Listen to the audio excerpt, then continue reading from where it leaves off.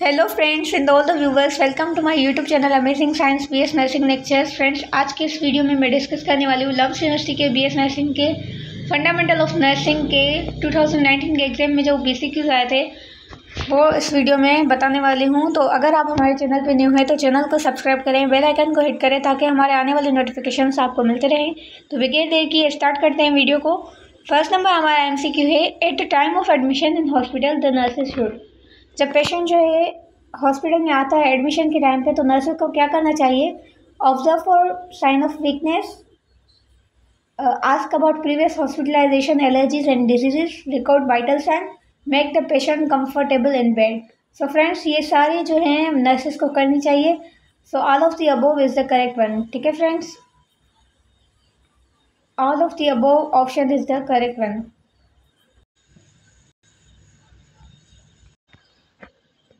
Friends, next MCQ है, difficult and labored breathing during which individual feels distress। Friends, इसका जो correct option है वो है डिस्पनिया। डिस्पनिया में क्या होता है? डिफ़िकल्टी होती है ब्रीदिंग में और इंडिविजुअल जो है डिस्ट्रेस फील करता है। ठीक है friends, dyspnoea is the correct option. और ऑर्थोपनिया में क्या होता है? डिफ़िकल्टी होती है ब्रीदिंग में मगर वो जब हम लेटे हुए हो, lying down, when lying down, difficulty in breathing when lying down. So friends, इसका जो करेक्ट ऑप्शन है वो है डिस्पनिया। एंड ब्रेडिपनिया मतलब कि स्लो रेस्पिरेशन, और टेकिपनिया मतलब fast abnormal fast respiration, apnoea मतलब एब्सेंट ऑफ रेस्पिरेशन।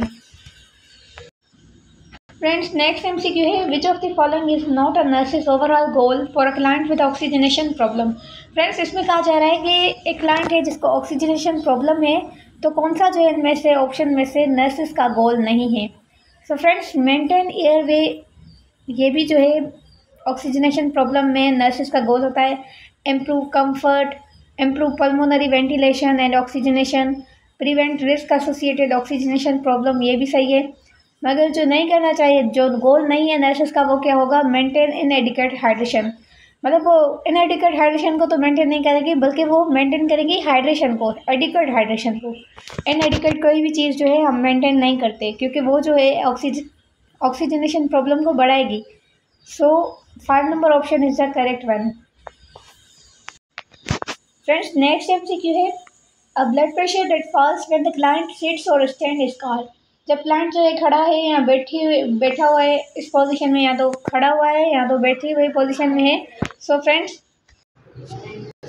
इसका जो करेक्ट ऑप्शन है वो है ऑर्थोस्टैटिक हाइपोटेंशन। ऑर्थोस्टैटिक हाइपोटेंशन में या तो क्लाइंट सिटिंग पोजीशन में होगा या तो फिर स्टैंडिंग पोजीशन में होगा और उसका ब्लड प्रेशर जो है वो फॉल हो जाएगा।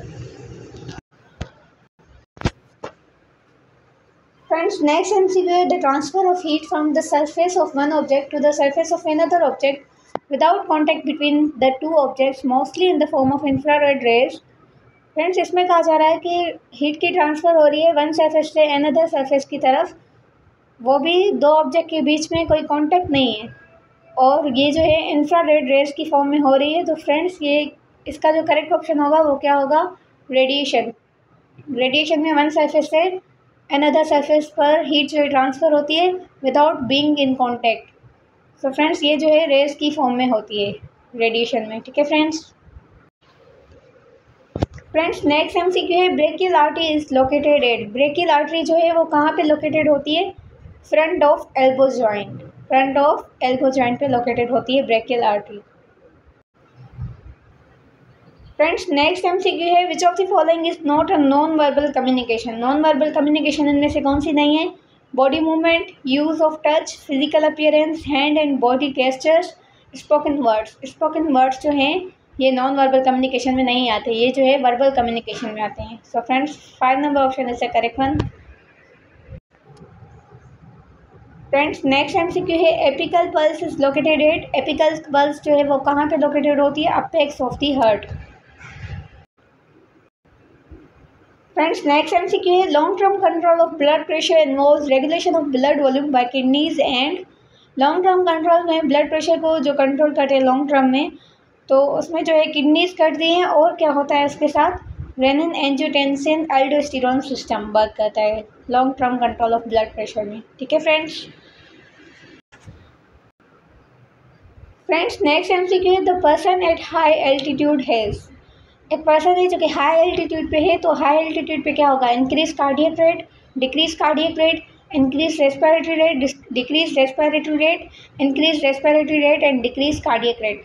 सो फ्रेंड्स इसका जो करेक्ट ऑप्शन होगा, मोस्ट बेस्ट जो ऑप्शन होगा, बेस्ट ऑप्शन जो है वो क्या होगा, इंक्रीज रेस्पिरेटरी रेट। क्योंकि हाई एल्टीट्यूड पे जो है रेस्पिरेटरी रेट इंक्रीज होता है इनिशियली, और इनिशियली कार्डियक रेट भी इंक्रीज होता है, मगर बाद में कार्डियक रेट जो है वो डिक्रीज हो जाता है।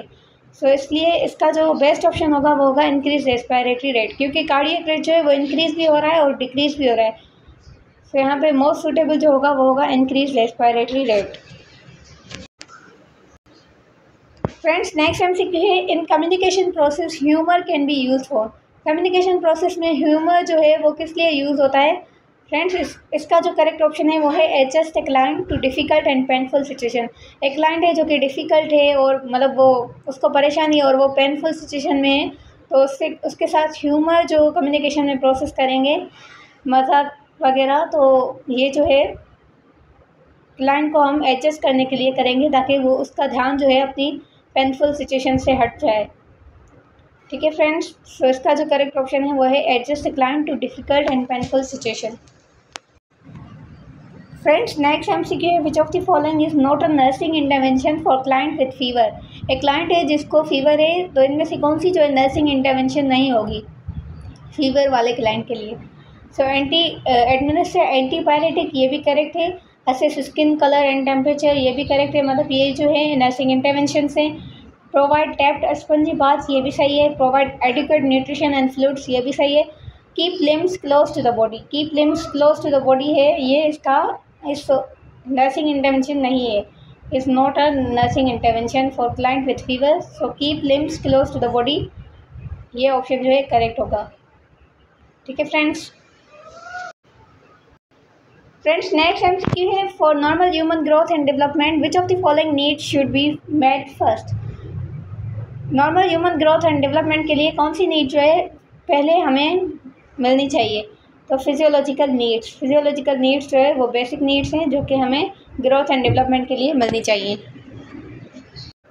फ्रेंड्स नेक्स्ट एमसीक्यू है, the inability to breathe easily unless sitting upright or standing is known as. Friends इसमें कहा जा रहा है कि ब्रीदिंग में ब्रीद करने में जो है हमें मुश्किल हो, इजीली जो है हम ब्रीद नहीं कर पा रहे जब तक कि हम बैठे ना या फिर उठे ना, तो ये कौन सी कंडीशन में आ जाता है, इसको हम बोलेंगे orthopnoea.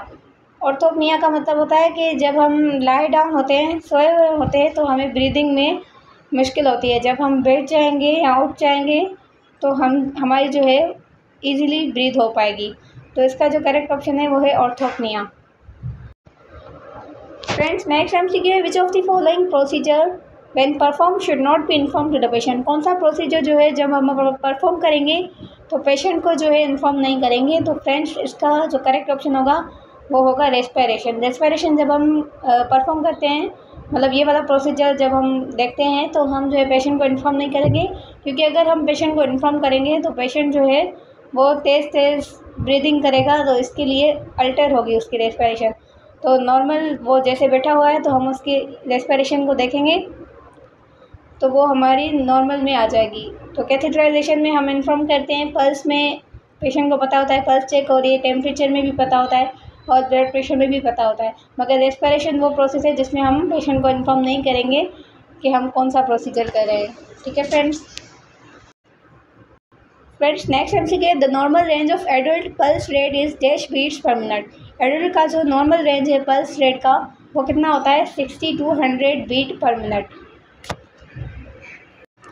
Friends next MCQ, the force exerted against the skin when a client is moved or reposition in bed by being pulled or allowed to slide down in bed is known as. Friends इसमें कहा जा रहा है कि force जो है skin के against जो है एग्जर्ट हो रही है जब क्लाइंट को हम मूव कर रहे हैं या रीपोजिशन कर रहे हैं बेड पे, तो वो जो है स्लाइड डाउन हो रहा है बेड से, तो उसकी वजह से उसको हम उस कंडीशन को क्या बोलेंगे, bed is known as shearing में क्या होता है, फोर्स एग्जर्ट होती है अगेंस्ट द स्किन जब क्लाइंट को जो है मूव किया जाता है या रीपोजिशन किया जाता है। ठीक है फ्रेंड्स। उसकी वजह से स्किन में जो है रप्चर आ सकता है और अंडरलाइंग टिश्यूज़ जो है डैमेज हो सकते हैं। फ्रेंड्स, नेक्स्ट एमसीक्यू है snoring respiration is usually occur due to a partial obstruction of upper airway is called. Snoring respiration जो है होती है कब, जब हमें पार्शियल ऑब्स्ट्रक्शन हो जाए अपर एयरवे में, तो उसे हम क्या बोलेंगे, उस कंडीशन को स्टर्टर बोलेंगे, स्टर्टर। ठीक है friends, snoring respiration is example of stertor. Friends, next MCQ है following factors are associated with hypertension except. सारे फैक्टर्स जो है हाइपरटेंशन से एसोसिएट हैं, एक्सेप्शन बतानी है। So friends, dehydration, lack of physical exercise, obesity, high blood cholesterol level, thickening of arterial wall. Hypertension में क्या होता है, हाई ब्लड कोलेस्ट्रॉल लेवल होती है, थिकनिंग ऑफ आर्टेरियल वाल भी होती है, ओबेसिटी की वजह से भी हाइपरटेंशन होता है और लैक ऑफ फिजिकल एक्सरसाइज की वजह से भी। सो इसमें से जो फैक्टर नहीं है वो कौन सा होगा, डिहाइड्रेशन। ठीक है friends, dehydration is the correct option. Friends, next MCQ है a device that measures the amount of oxygen in the blood in pulsating vessels is called. एक डिवाइस है जो कि अमाउंट ऑक्सीजन का मेजर कर रही है, मतलब ब्लड में जो ऑक्सीजन का अमाउंट है उसको मेजर कर रही है इन पल्सेटिंग वीजल्स इज कॉल्ड। उस डिवाइस को हम क्या बोलेंगे, पल्स ऑक्सीमीटर, जो कि ऑक्सीजन की अमाउंट को ब्लड में मेजर करती है। फ्रेंड्स, नेक्स्ट एमसीक्यू है in therapeutic communication which of the following is not an action of physical attending when convey a posture of involvement. Friends, इसमें कहा जा रहा है थेराप्यूटिक कम्युनिकेशन में कौन सा जो है फिजिकल अटेंडिंग एक्शन नहीं है जब हम पोस्चर को इन्वॉल्व कर रहे हैं उसमें। तो friends, adopt and open posture, ये जो है फिजिकल अटेंडिंग, ये फिजिकल अटेंडिंग में आ जाता है। मेंटेन गुड आई कांटेक्ट, ये भी फिजिकल अटेंडिंग में आ जाता है। Face the other person squarely, ये भी फिजिकल अटेंडिंग में आ जाता है। लीन टूवर्ड द पर्सन, ये भी फिजिकल अटेंडिंग में आ जाता है। एक्टिव लिसनिंग जो है ये फिजिकल अटेंडिंग में नहीं आता, जो कि हमें पोस्चर कन्वे करे। एक्टिव लिसनिंग जो है पोस्चर में नहीं आता, ये स्पोकन बिहेवियर में आता है। ठीक है friends, so attentive listening is the correct option. 4 number option is the correct one. Friends, next MCQ है which of the following is not a step of nursing process. कौन सा जो इनमें से नर्सिंग प्रोसेस का स्टेप नहीं है, implementation, evolution, planning, assessment, scientific rational. So friends, implementation भी नर्सिंग प्रोसेस का स्टेप है, एवोल्यूशन भी, प्लानिंग भी, असेसमेंट भी। जो नर्सिंग स्टेप का नहीं है, स्टेप नहीं है नर्सिंग प्रोसेस का, वो है साइंटिफिक रेशनल। ठीक है फ्रेंड्स। फ्रेंड्स, नेक्स्ट एमसीक्यू है basic life support should be started with in. Basic life support जो है कितने टाइम में स्टार्ट कर देनी चाहिए। फ्रेंड्स, इसमें 8 मिनट्स, 4 मिनट्स, 15 मिनट्स, 10 मिनट्स। तो फ्रेंड्स, बेसिक लाइफ सपोर्ट जो है वो जल्द से जल्द स्टार्ट करनी चाहिए कार्डियक अरेस्ट में, और इसमें जो ऑप्शन करेक्ट होगा वो होगा 4 minutes. 4 minutes is the correct option.